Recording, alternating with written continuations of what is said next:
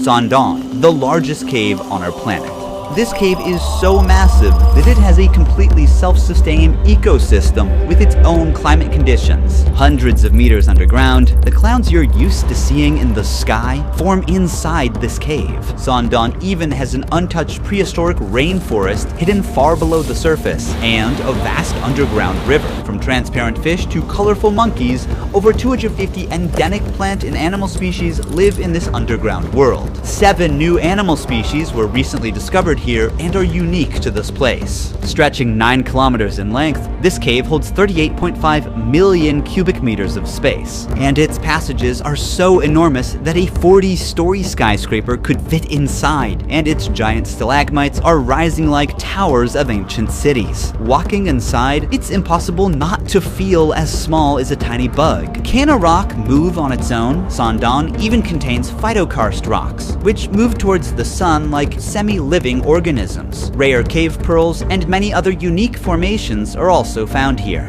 For 3 million years since its formation, the world had no idea about this cave's existence until it was fully explored in 2009 in Vietnam. Now, it's time for you to see the largest cave on Earth. Individual access is forbidden to protect both visitors and the fragile environment. This expedition is operated by Oxalis, the only authorized agency. To reach Sangdong, we've trekked through the jungle for 9 hours, and now we must pass through N Cave, the world's 3rd largest cave. This cave serves as a gateway to the world's largest cave. It's crucial to be fully prepared for every possibility. So before setting out on this journey, we did deep online research about Sangdong and its surrounding area to learn about everything that we would need to know. Now, we're heading towards the beach inside the cave. Over the centuries, water from nearby rivers gradually carved this place. The ceiling is 145 meters high, and the cave is 200 meters wide. During the flooding season, much of this empty space is submerged underwater. You can understand from the basket over there, the water levels rise so much that it can carry objects up to that level. With a breathtaking lake in front of us, it was impossible not to take a quick dip. At dusk, the sound of swift birds echoes in the cave. Because of their short and weak legs, these birds can't take off from the ground and must jump from a high place to fly. If they are trapped on the ground, it means death is certain for these birds. This one was unlucky and waited to die. At sunrise, we're ready for the journey to Sangdong. If we call this cave a neighborhood, then Sangdong is a massive city in comparison. We will move to the darkness now. I can't help but wonder what awaits us in Sangdong. As we walk, dozens of crickets on the ground start jumping from side to side. The ground is covered with centuries of bat guano. Above us, countless bats hang in deep sleep, but some are awake and constantly defecating on us, so it's not a good idea to look up. That's how my arm looks. We pass by formations that look like travertine. The limestone steps take us to the path that leads to Sangdong. Wow. The view here is amazing. You can see some water coming down from both sides. N Cave welcomed us for a night deep in the jungle. Now, it's time to meet Sangdong Cave. It's trying to come to me, you know? It's moving towards me. It knows what to leech on. Oh, it got too big. Beneath the soil we walk on lies the 450 million year old limestone formation, which began forming long before the existence of humans or even dinosaurs. This calcium-rich limestone is composed of shells and skeletons of ancient sea animals that sank to the ocean floor and gradually compressed over millions of years. However, since calcium dissolves easily in acid rain slowly erodes limestone and forms caves over time. This is how the world's largest cave was formed, by rain dissolving limestone. A challenging final climb brings us down to the grand entrance of Sangdong. As we move deeper, everyone's switching on their headlamps now. This path will lead us to the Hope and Vision Passage. In this 9-kilometer-long cave, there is so much to explore. We might be the first to record newly discovered animals. This is the entrance of Sondong Cave. You can see those people look tiny at the entrance. Even just a few steps in, we're surrounded by incredible cave formations. The water, rich in minerals, flows down from the ceilings or walls and builds these beautiful rimstone pools over time. The very first animal greeting us is a cricket. We are making our way through the rocks. Some stalagmites are sparkling in pure white because of the mineral type they're composed of. It looks like a diamond. Yes, it does. There's a huge stalactite in bronze color, resembling frozen waterfalls. The orange-brown hue suggests the presence of iron or other minerals mixed within the limestone. Some stalactites have actually broken off from the ceiling and fell down to the ground. That one in the middle is a fault line. It was formed because of tectonic movements of the Earth. Sondong's enormous size is not just the result of water erosion, but also the fractures caused by tectonic movements, which created pathways for water to flow deeper. There's a huge river in this part of the cave. If you fall, you can't swim. It's so fast. Heavy rains feed many rivers here, and a large and fast river now flows through the cave. How did this come to life? We are like hundreds of meters inside the cave. There is no sunlight. Heavy floods can bring soil and plant stems into the cave. That's why we see a sprouted seed here. Unfortunately, without sunlight, they won't survive for long. The flood also brought spores in, so now there are mushrooms growing here. The moisture and darkness are perfect for them. Just yesterday the water reached up to here. It carried a lot of mud with it. It's so recent, as if the flood just happened here. Signs of the incident are still visible.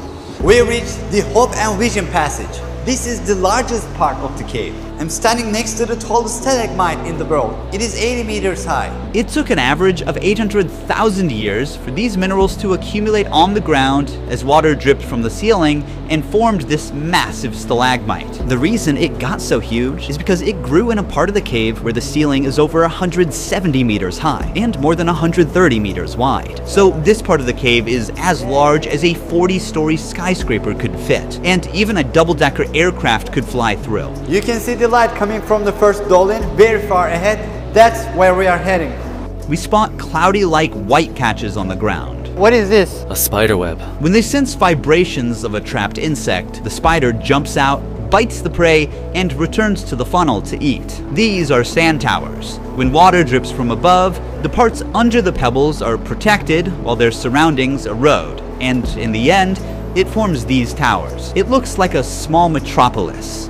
If you carefully look at it, there's a guy standing on the top of that rock. Our teammate in the far distance is now standing on a stalagmite of 60 meters in length. We move 3 kilometers forward in the cave. This is our camping site. Imagine sleeping here, looking at this view. From here, you can partially see the first dew line. It might look like the cave's exit, but it's actually the first of 2 massive dew lines. And from here on, things will get more incredible. The temperature difference between the outside and the inside of the cave forms mist and clouds inside the cave. The area beyond them is called Watch Out for Dinosaurs. We will explore that place tomorrow. For now, it's time to rest. Now we are going to first dolin. This is the next day. There will be a lot of things that we will see today. Let's go. We are crawling through narrow passages to get to the first dew line. Very narrow point. These sticky threads are traps belonging to cave worms. They produce a blue-green light from their tail to attract flying insects to these sticky threads. Once an insect gets stuck, the larva pulls up the thread with its mouth and eats its prey. This limestone is the oldest limestone in Southeast Asia. It is more than 400 million years old. While some sea creatures become part of the limestone, others mineralized and ended up as fossils, like you see in this example. We'll get into the details of this fossil later. We're almost there. Sun! Well, it takes for water droplets to reach the ground for like 20 seconds from up there. What is the height of this wall? It's around 140 meters. Everything is huge here. When you look up, you can see the trees of the rainforest surrounding the opening. But right now, we are meters below and still inside the cave. The reason why this hole exists is that hundreds of thousands of years ago, the river flowing inside Sondong eroded the limestone and weakened the roof. The roof couldn't hold up and collapsed, creating this giant hole above. So the light gave life to these algae and mosses. In the afternoon, we'll go to Dolin number 2. It's very different. You'll see a real jungle there. But first, let's see the first of the last two incredible formations here. This is also a stalagmite, but it's a different one. It owes its unique layered shape to the waterfalls. These are phytokarst formations. They are rare limestone formations shaped by the growth of algae, mosses, and microorganisms together with calcium carbonate. Since both biological and geological processes shaped them, they're like partly a living and partly non-living. Here you can see the phytokarst formations moving toward the sun like a hand extending from the cave. Climbing 1 kilometer down and up in the dark, we finally reached our next destination. This is the second dolmen, much bigger than the first one. This looks amazing. All of a sudden, we are in a forest, in a cave. Look here, they're so dense. The roof of the cave at this point collapsed as a result of the intersection of two main faults, forming a dew line on the surface 252 meters above where we are. The collapsed cave roof allowed sunlight to enter, giving rise to an entirely new ecosystem. Despite extreme conditions, plants and animals have managed to adapt and turn this place into a unique underground rainforest. As we move forward towards the light, the height of the plants grow. The soil makes it perfect to form a rainforest. A large portion of the soil here consists of bat guano. It is accumulated for millions of years and is highly fertile. The soil here is deep and full of small holes. There is an insect in each hole, and the insects are making traps in these holes to catch animals. This jungle is huge. The biologists have found more than 200 species of plants and almost 60 species of animals living in this area. There are some monkeys on trees. This might be the only cave where monkeys live. Most primates typically prefer trees as their habitat, and cave environments are not suitable for them. However, this extraordinary cave has become a new living space for certain species. We came across a centipede, and snakes are living in this forest as well. Sound of this forest is calming. Even the explorers who first came here in 2009 thought they'd found the exit for a moment. Remember that we are in a cave.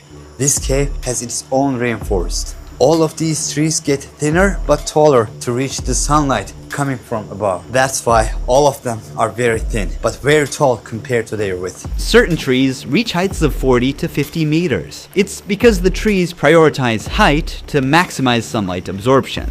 This is the remains of a snail. Monkeys catch these snails and break them with stones, then eat them.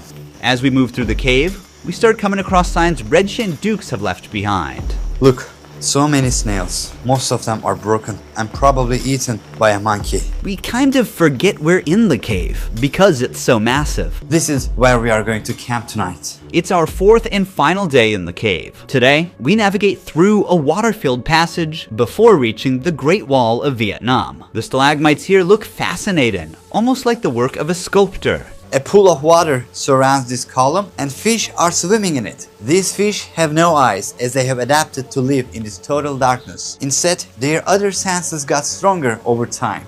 See how it doesn't give any reaction to the shadow of my hand or the movement? It doesn't see anything.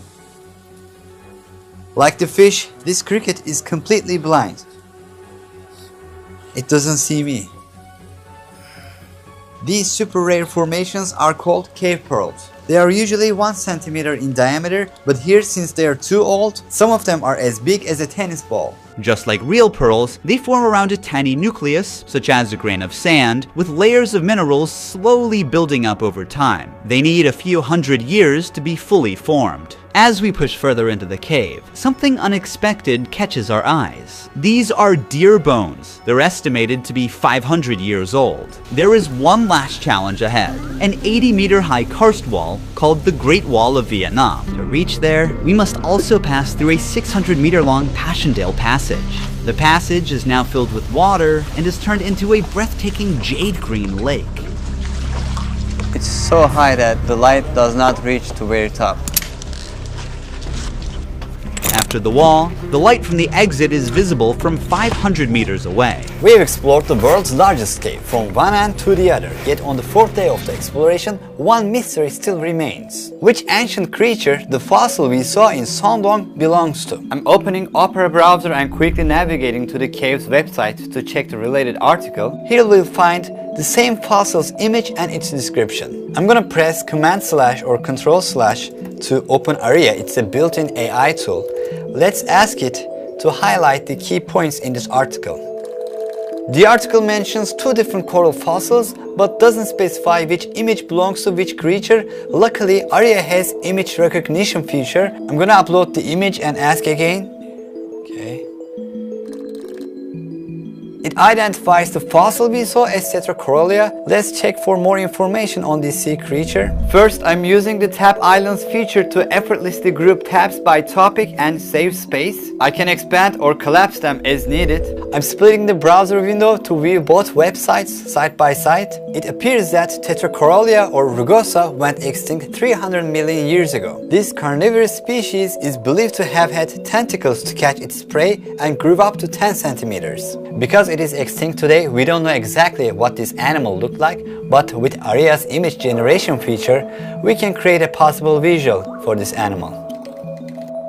Here's an illustration of a living Tetracorolia drawn as a colony with tentacles. By the way, tab traces feature, as you can see here, help us see our recent visited tabs by darkening the underscore.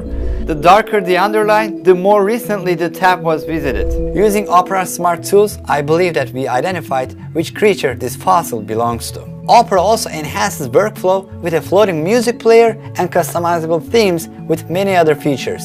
Download Opera now from the link in the description box or pinned comment to take your browsing experience to the next level. Thank you for watching. See you in the next one. Ruhi Chenet was here.